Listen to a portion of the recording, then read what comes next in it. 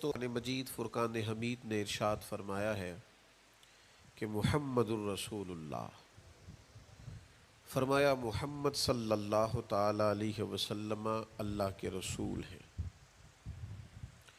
نبی اکرم صلی اللہ تعالی علیہ وسلم کی رسالت، حضور کی نبوت، نبی پاک صلی اللہ تعالی علیہ وسلم کے خاتم النبیین ہونے اور حضور سید عالم علیہ السلام کے امام الانبیاء ہونے کی گواہیاں جگہ جگہ اللہ کے قرآن نے بیان فرمائی ہے۔ نبی کریم علیہ السلام اللہ کے سچے رسول ہیں، اس کے دلائل اتنے زیادہ روشن ہیں کہ وہ سورج سے بھی زیادہ روشنی دیتے ہیں، چاند سے بھی زیادہ تابناک ہیں۔ میرے بھائیوں، نبی پاک صلی اللہ تعالی علیہ وسلم کا وجود مسعود جسم اقدس ایسا خوبصورت تھا، وہ خود اس بات کی دلیل تھا کہ یہ اللہ کے سچے رسول ہیں۔ ہمارے ہاں بہت سارے لوگ ہیں جو اکثر اس بات پر گفتگو کرتے ہیں کہ نبی پاک صلی اللہ تعالی علیہ وسلم کو اور تمام انبیاء کو اللہ تعالیٰ نے بشریت کا کالم عطا کیا، تو بھئی بالکل ٹھیک ہے۔ اعلیٰ حضرت رحمۃ اللہ علیہ نے لکھا ہے، حضور کی بشریت کا انکار کرنا تو کفر ہے۔ نبی پاک علیہ الصلاۃ والسلام بشر ہیں، لیکن جب سے دیکھا ہے لباس بشری میں تمہیں، ہر فرشتے کی یہ خواہش ہے کہ وہ انسان ہو جائے۔ یعنی آپ اس بات پر ذرا غور فرمائیں، اندازہ کریں کہ حضرت انس بن مالک رضی اللہ تعالیٰ عنہ فرماتے، حضور کسی رستے سے گزر جاتے تھے نا، تو جو بعد میں آتا تھا اسے خوشبو اتنی آتی تھی کہ پتہ چل جاتا تھا یہاں سے اللہ کے رسول گزر کے گئے۔ حضور علیہ الصلاۃ والسلام کو جو اللہ تبارک و تعالیٰ نے حسن عطا فرمایا اور جو کمالات عطا کیے، آپ غور فرمائیں گے کہ حضور کے پسینہ مبارک سے خوشبو آیا کرتی۔ اللہ کے رسول ہیں، اس پر اگر آپ دلائل دیکھیں، معجزات دیکھیں، کمالات دیکھیں، فضائل دیکھیں، شمائل دیکھیں تو انسان دنگ رہ جاتا۔ حضور کے مقدس پسینے سے خوشبو مہکا کرتی اور گلیاں اور بازار اس سے مہک اٹھتے۔ حضرت عتبہ رضی اللہ تعالیٰ عنہ صحابی ہیں، 4 بیویاں تھیں، وہ کہتی ہیں کہ ہم ایک سے ایک بڑھ کے خوشبو استعمال کرتی تھی، لیکن سمجھ نہیں آتی تھی کہ ہمارے شوہر کون سی خوشبو لگاتے ہیں۔ ہم باوجود کوشش کے، باوجود ہمت کے اور باوجود تجسس کے وہ خوشبو نہیں پاتی تھی۔ تو ایک دن ہم چاروں نے فیصلہ کیا کہ ان سے پوچھ ہی نہ لیں وہ کون سی خوشبو لگاتے ہیں۔ تو ہم نے پوچھا کہ بتائیے، تو کہنے لگے میں نے تو کبھی لگائی نہیں۔ تو ہم نے کہا بھئی آپ ایسے ہی تو دعویٰ نہ کیجئے، ہم نے پوری جد و جہد کر لی، اور پھر عورتوں کا چیزوں کو تلاش کرنا یہ تھوڑا انفرادی بھی ہوتا ہے، ہمیں وہ رنگ نہیں ملا خوشبو کا، وہ انداز جو آپ کا ہے۔ تو فرمانے لگے اصل بات یہ ہے کہ میرے کمر پر کچھ تکلیف ہو گئی تھی، کچھ ایسی چیزیں ابھر آئی تھی جو تکلیف کا باعث تھیں، تو میں پھر حاضر ہوا رسول پاک کی بارگاہ میں۔ تو نبی کریم علیہ السلام نے فرمایا کرتا ہٹائیے گا، تو میں نے کچھ کرتا ہٹایا تو کریم نے دست مبارک پھیرا، بس ظلمت کو ان کے نور نے کافور کر دیا، جس پر پڑی نظر اسے بھی نور کر دیا۔ تو محمد صلی اللہ تعالی علیہ وسلم اللہ کے رسول ہیں، اس پر اتنے دلائل ہیں، یہ اتنا آفتاب سے روشن مسئلہ کہ یعنی آپ شمار کرتے جائیں، آپ گنتے جائیں، آپ سیرت کو پڑھتے جائیں، آپ فضائل کو پڑھتے جائیں، کمالات کو پڑھتے جائیں، تو مرحوم اعظم چشتی کا ایک جملہ اتنا فٹ آتا ہے کہ یہ سارا مضمون اس میں سمٹ جاتا ہے۔ وہ کہتے ہیں تیری حیات پاک کا ہر لمحہ پیغمبر لگے، یعنی لمحہ لمحہ بتاتا ہے کہ آپ اللہ کے سچے رسول ہیں۔ ایک ایک گزرنے والی گھڑی بتاتی ہے کہ آپ اللہ کے سچے رسول ہیں۔ حضور کا مسکرانا بھی بتاتا ہے کہ سچے رسول ہیں۔ نبی پاک علیہ السلام کا دیکھنا بھی بتاتا ہے کہ حضور اللہ کے سچے رسول ہے۔ حضور تو کسی پر جلال بھی کر دینا تو بھی پتہ چلتا ہے اللہ کے سچے رسول ہیں۔ یعنی حضور علیہ الصلاۃ والسلام کھانا تناول فرمائیں یا آرام فرمائیں، آپ ذرا یہ انوکھا پن ملاحظہ فرمائیے گا، یہ انداز ذرا دیکھیے گا کہ ایک صحابی نے آ کے عرض کی یا رسول اللہ صلی اللہ تعالی علیہ وسلم میری بیٹی کی شادی ہے تو خوشبو کی بڑی ضرورت ہے، تو مہربانی فرمائیں کرم نوازی کریں۔ عرب شریف کے اندر خوشبو بڑی مہنگی ہوتی تھی، آج بھی وہاں خوشبو بڑی مہنگی ہے اور خوشبو کا استعمال بھی بہت زیادہ ہے۔ تو اس صحابی نے آ کے عرض کی یا رسول اللہ صلی اللہ تعالی علیہ وسلم خوشبو مل جائے، میری بیٹی کی شادی ہے۔ تو حضور علیہ السلام نے فرمایا ایک لکڑی لے آؤ اور ایک بوتل ایک شیشی لے آؤ۔ وہ لے کے آئے تو محبوب نے نا لکڑی کے ساتھ اپنا پسینہ تیری حیات پاک کا ہر لمحہ پیمبر لگے، حضور نے وہ پسینہ مبارک اتار کے اس شیشی میں ڈال دیا، فرمایا جا جا کے استعمال کر، اللہ تبارک و تعالی بہترین خوشبو عطا کرے گا۔ حضور علیہ الصلاۃ والسلام کا سارا وجود نور، یعنی ہمارے ہاں کسی آدمی کے منہ سے تھوک نکلے یا لعاب نکلے تو لوگ اس سے گھن محسوس کرتے ہیں، جگہ جگہ لکھا ہوتا ہے تھوکنا منع ہے، لیکن نبی کریم اگر لعاب دہن لگا دینا مولا علی کی آنکھوں پر تو شیر خدا فرماتے ہیں مجھے پہلے سے بھی زیادہ بہترین نظر آنا شروع ہو جاتا ہے۔ اللہ کے محبوب صلی اللہ تعالی علیہ وآلہ وسلم کے پورے وجود نور کو جیسے جیسے دیکھتے جائیں محسوس ہوتا ہے کہ تیری حیات پاک کا ہر لمحہ پیمبر لگے۔ حضرت عبداللہ ابن سلام رضی اللہ تعالیٰ عنہ فرماتے میں گفتگو کرنے آیا تھا، حضور علیہ الصلاۃ والسلام کے دین کے بارے میں کچھ معلومات کرنے آیا تھا، اور میں تورات کو پڑھنے والا تھا، اہل یہود کے علماء میں سے آپ کا شمار ہوتا تھا، اپنے کچھ لوگوں کے ساتھ آئے۔ فرماتے ہیں نبی کریم صلی اللہ تعالی علیہ وسلم اونٹنی پر تشریف فرما تھے اور صلہ رحمی کے متعلق کچھ گفتگو کر رہے تھے۔ میں نے حضور کی گفتگو سنی۔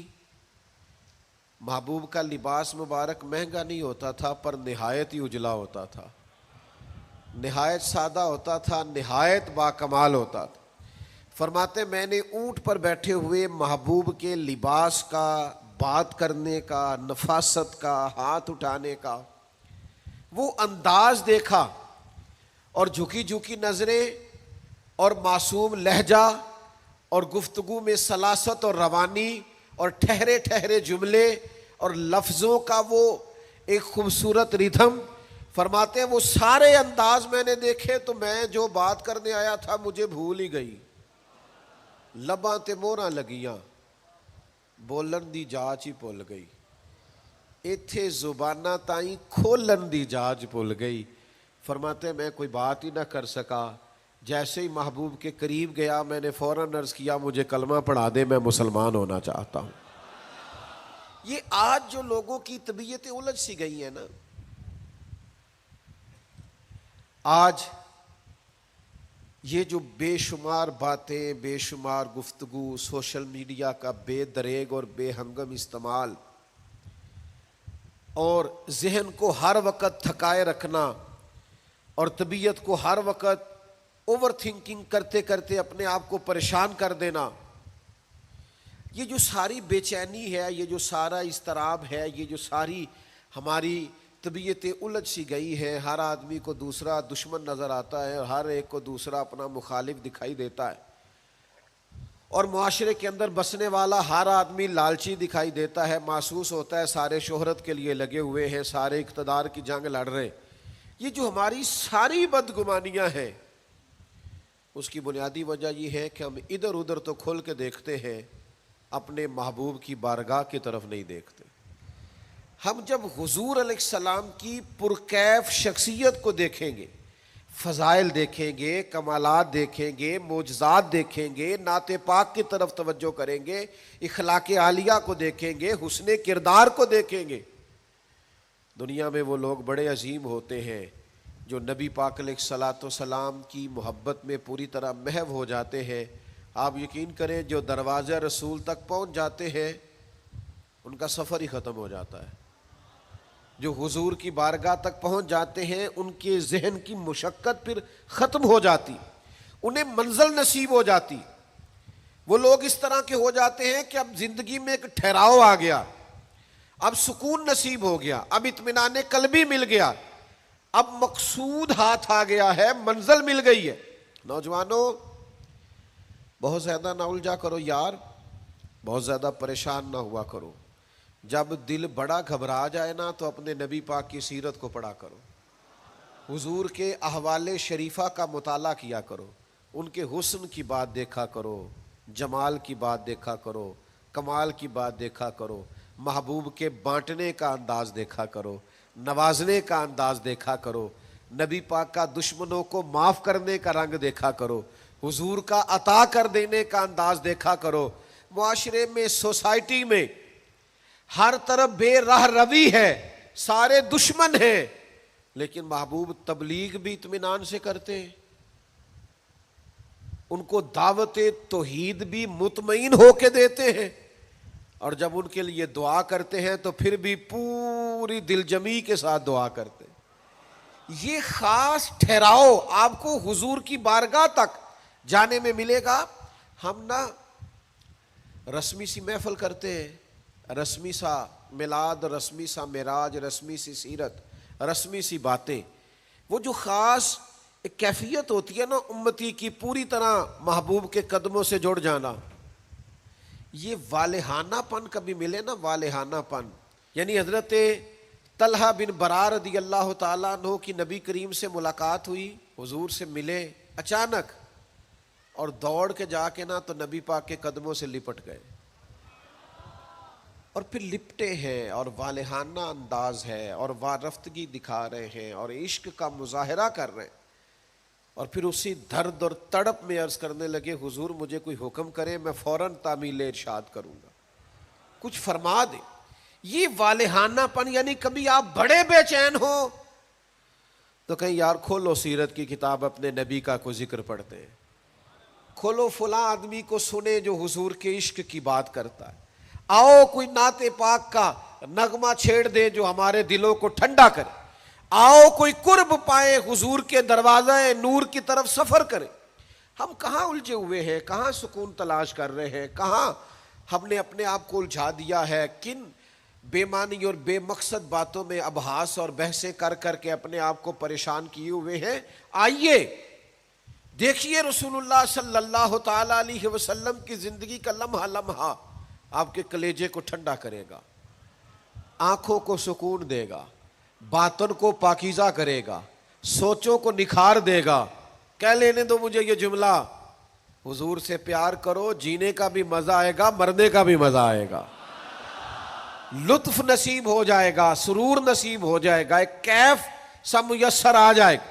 حضور کی بارگاہ عالی مرتبت تک جڑو، نبی پاک علیہ الصلوۃ والسلام کے اخلاق عالیہ کو اپناؤ، کردار کو سمجھو، حسن تکلم کو سمجھو، نبی پاک علیہ السلام کی باتوں پر غور کرو. یقین کرو کبھی کبھی پڑھتے پڑھتے وجد ہو جاتا ہے، کبھی کبھی ان باتوں کو صرف مطالعہ کی نظر سے دیکھیں، سیکھنے کی نظر سے دیکھیں تو ایسے لگتا ہے کہ جیسے روح پرواز کرنے لگی. یہ اس طرح کے بھی کمالات ہوتے ہیں، یہ بھی رنگ ہوتا ہے، یہ بھی انداز ہوتا ہے، یہ بھی طور طریقے ہوتے ہیں. اور پھر حضور امی ہے، نبی کریم نے دنیا میں کسی استاد سے پڑھا نہیں، حضور سید عالم صلی اللہ تعالی علیہ وآلہ وسلم کسی مکتب میں نہیں گئے، حضور نے کسی مدرسے سے تعلیم نہیں پائی. لیکن جب حضور بات کرتے نا، جب محبوب حکمت کے موتی رولتے نا، جب نبی پاک علیہ الصلوۃ والسلام کوئی کلام کرتے نا، آپ یقین کریں ایسا انوکھا پن، ایسا نرالا فیصلہ، ایسی حکمت اور دانائی سے بھری ہوئی بات، یعنی جو فلسفیوں سے کھل نہ سکی اور نکتہ وروں سے حل نہ ہوئی، وہ بات ایک طیبہ والے نے بتلا دی چند اشاروں سے. حضور دو چار اشارے کرتے اور عقدے کھل جاتے. ایسی دانائی والی بات، ایسی قیمتی بات، ایسی انوکھی بات محبوب بیان کرتے. حضرت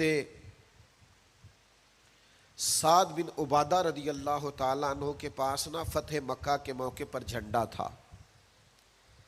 وہ علم بردار تھے، جن کے پاس جھنڈا ہوتا تھا وہ آدمی سب سے آگے آگے ہوتا تھا.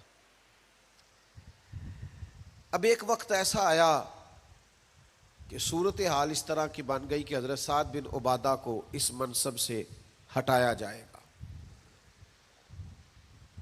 بڑا مشکل فیصلہ ہے. انہوں نے کوئی ایسی معاذ اللہ غلطی بھی نہیں کی، لیکن حالات ایسے آ گئے ہیں کہ جناب سعد ابن عبادہ کو ہٹانا پڑے گا، ان سے جھنڈا لیا جائے گا. صحابہ بڑے پریشان ہیں کہ حساس آدمی ہے، ان کی خدمات بہت زیادہ ہیں، کس طرح ان کو ہٹائیں گے، کیا کریں گے. نبی کریم کی بارگاہ میں عرض گزار ہے، یا رسول اللہ کیسے ہٹائیں حضرت سعد ابن عبادہ کو، اور کیفیات اور حالات بھی ایسے ہیں کہ ہٹانا بھی پڑے گا.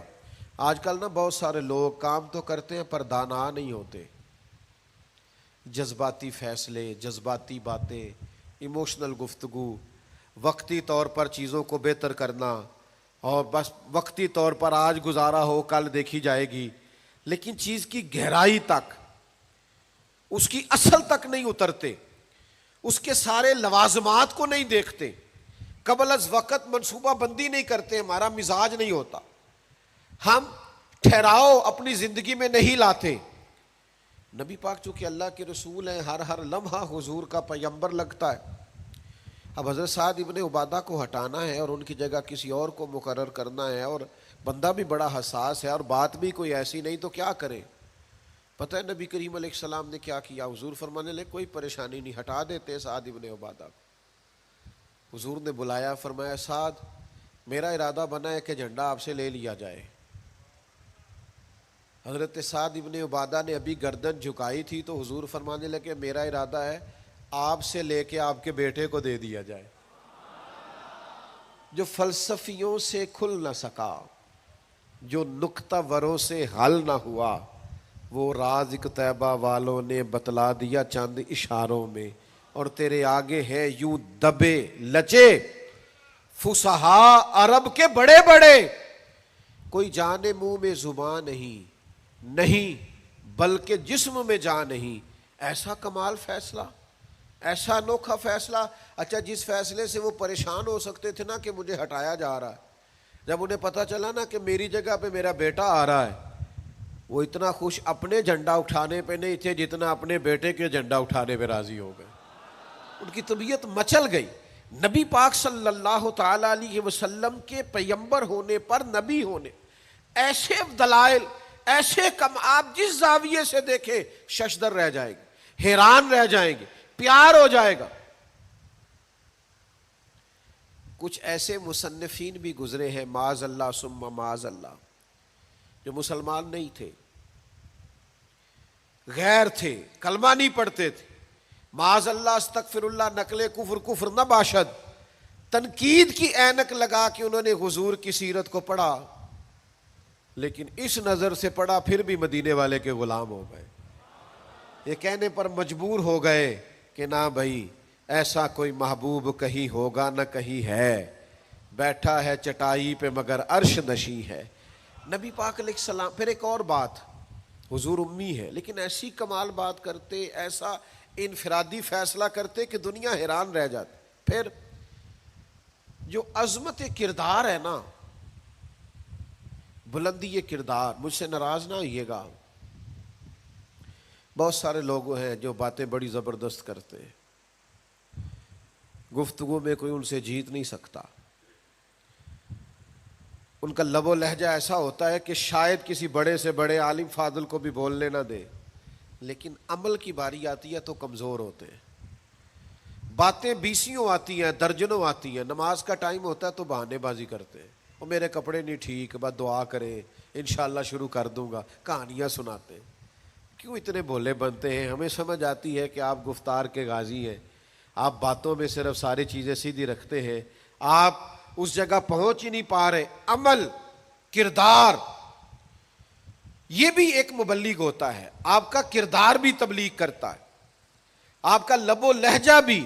حضرت امام جعفر صادق رضی اللہ تعالیٰ عنہ سے ایک شخص نے کہا تھا میں دین کی تبلیغ کرنا چاہتا ہوں، مجھے بتایا کیا کروں؟ تو امام جعفر صادق رضی اللہ تعالیٰ عنہ فرمانے لگے دین کی تبلیغ کرنی ہے تو بڑا آسان نسخہ ہے، دین پہ عمل کرنا شروع کر دے، تبلیغ ہونی شروع ہو جائے گی۔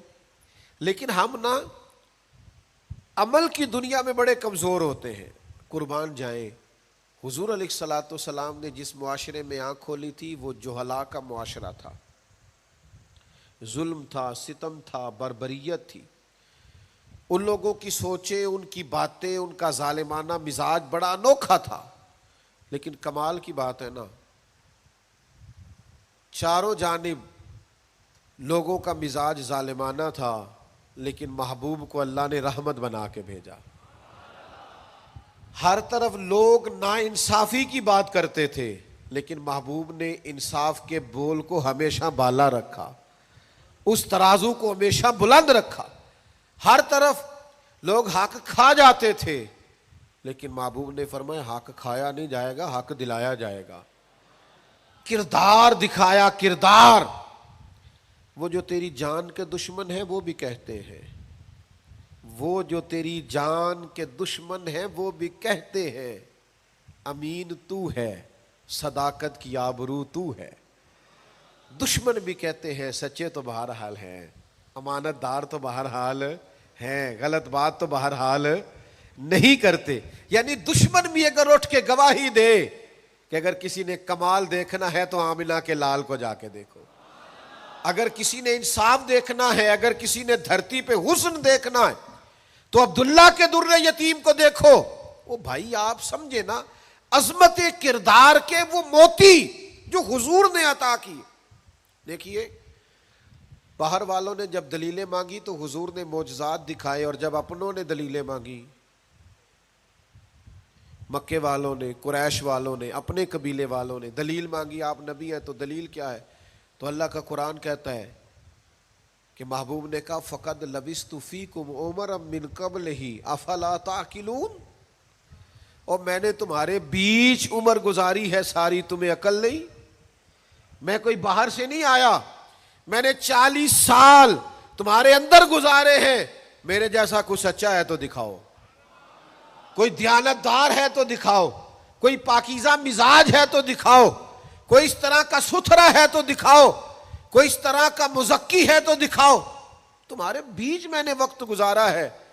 باقیوں کو نبی پاک نے معجزات بطور دلیل دیے، اور جب اپنوں نے دلیل مانگی تو حضور نے فرمایا میری سیرت دیکھ لو، میرا کردار دیکھ لو، میرے شب و روز دیکھو۔ فقط لبثت فیکم عمرا من قبل، میں نے اس سے پہلے عمر کا حصہ تمہارے بیچ گزارا ہے۔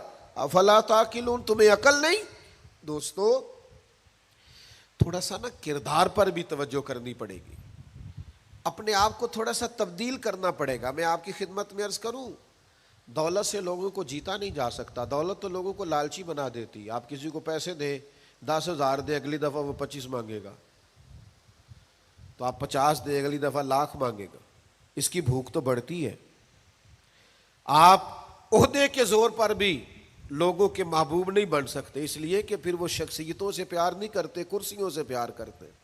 آپ کرسی پہ ہیں تو آپ اچھے لگتے ہیں، جب دوسرا آئے گا تو اس کو سلوٹ کر لیں گے۔ نبی پاک علیہ الصلوۃ والسلام نے فرمایا اگر تم کسی شخص کو قائل کر سکتے ہو اور اس سے محبت بڑھا سکتے ہو تو ایک ہی صورت ہے، اور وہ تمہارا حسن اخلاق ہے۔ اللہ کے محبوب صلی اللہ تعالی علیہ وسلم نے خلق کے ساتھ، کردار کے ساتھ، نبی پاک علیہ السلام نے محبت کے ساتھ، زید بن دسنہ بہت بڑے یہودیوں کے عالم تھے۔ ایک دن حضرت بلال حبشی رضی اللہ تعالیٰ عنہ سے کہنے لگے سنا ہے نبی پاک علیہ السلام کی بارگاہ میں جب بہت سارے مہمان آتے ہیں تو آپ کو کچھ قرض بھی لینا پڑتا ہے۔ جناب بلال کہنے لگے لینا پڑتا ہے؟ کہنے لگے مجھ سے لے لیں، میرے پاس اضافی پیسے پڑے ہیں، آپ نے دے ہی دینے۔ حضرت بلال نے لے لیے، ایک ٹائم مقرر ہو گیا، فلاں دن پیسے واپس کرنے۔ ابھی وعدے میں 3 دن رہتے تھے۔ نبی پاک علیہ الصلوۃ والسلام مدینہ طیبہ کے چوک میں کھڑے ہیں، ساتھ حضرت عمر فاروق رضی اللہ تعالیٰ عنہ۔ یہ وہاں پہنچ گئے یہودیوں کے عالم۔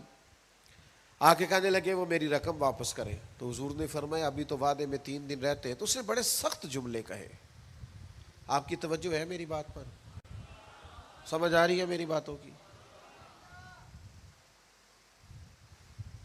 چڑھانے والے اتنے خطرناک نہیں ہوتے جتنے چڑھ جانے والے خطرناک ہوتے ہیں. اتنی جلدی کسی کی باتوں سے چڑا نہ کرے. یعنی ہر ایک کوئی دشمن بنا لیتے ہو. جس کا سٹیٹس ہی نہیں آپ کے ساتھ کھڑے ہونے کا اسے بھی دشمن بنا. اور دعا کرو کہ دشمن بھی خاندانی ہو.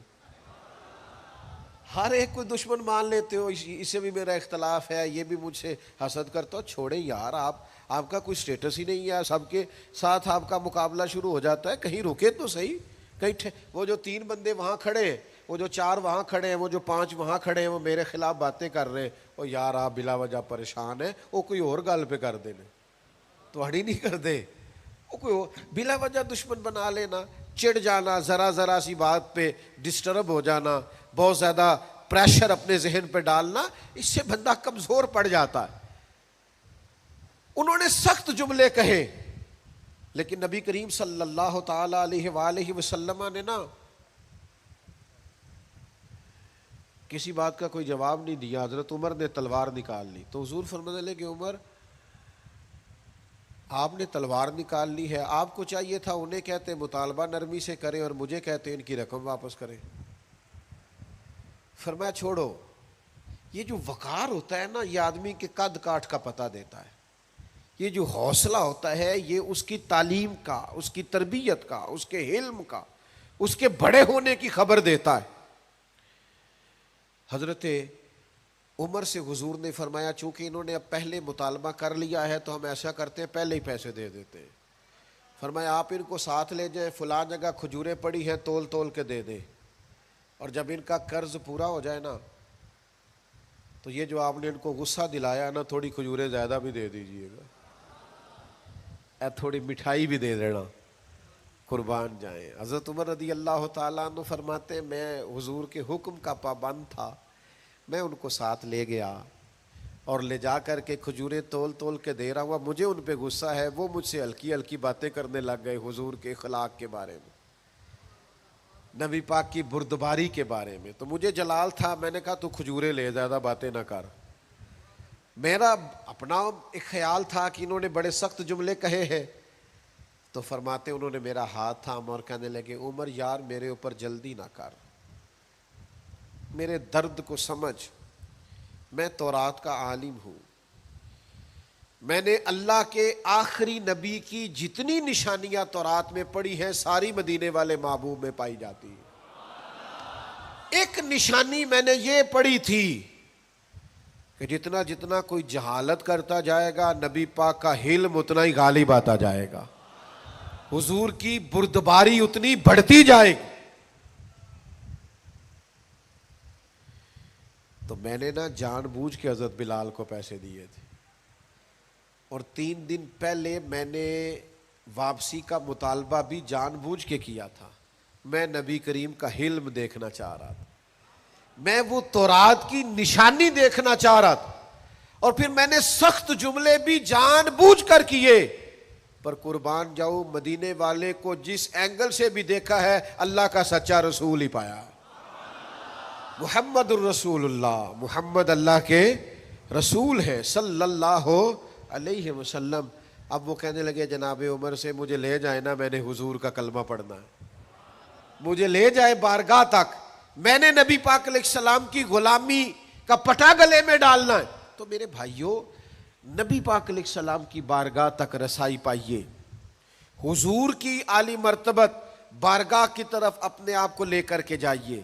آج اگر ہم اطمینان چاہتے ہیں ذہنی طور پر بھی, قلبی طور پر بھی, روحانی طور پر بھی, فکری طور پر بھی, تو ایک ہی راستہ ہے, اپنے آپ کو حضور سے وابستہ کریں. ہم جس طرح کی آزمائشوں کا دن رات شکار ہے, اور جس طرح سے ہمیں نئی نسل الجھی ہوئی, بے چین, بے قرار اور مضطرب نظر آتی, اس کا کوئی اور حل نہیں ہے. اس کا ایک ہی حل ہے کہ مرنے کی طرف دیکھ, نہ جینے کی طرف دیکھ, جب چوٹ لگے دل پہ تو مدینے کی طرف دیکھ.